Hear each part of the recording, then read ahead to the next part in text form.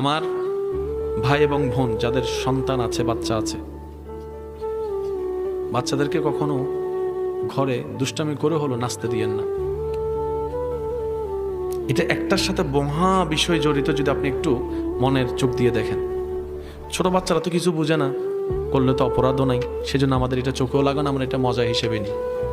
কিন্তু এই ছোট বাচ্চাটা এই নাচানাচি করতে করতে লজ্জা ভেঙে যায়। ছোট বাচ্চা মনে করেন কোন একটা কটু অসুন্দর কথা বলছে, আমি সেটাকে ছোট বাচ্চা হিসেবে ছাড় দিই। আপনি যদি আজকে শাসন না করেন সেটা আরো বাড়বে। কেন? সে চিন্তা করবে যে আমি বলছি তো কি হয়েছে, কেউ তো কিছু বলে না, আমার মা বাপ তো ছিলই। এটা বাড়ে যায়, মানুষের গুলো বাড়ে যায়, কমে না।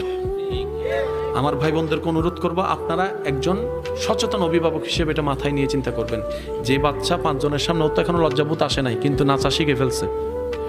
ওই বাচ্চা যখন লজ্জাবোধ ভেঙে যাবে, তখন আর মানুষের সামনে মা বাবার সাথে বেয়াদবি করতে এই সন্তানের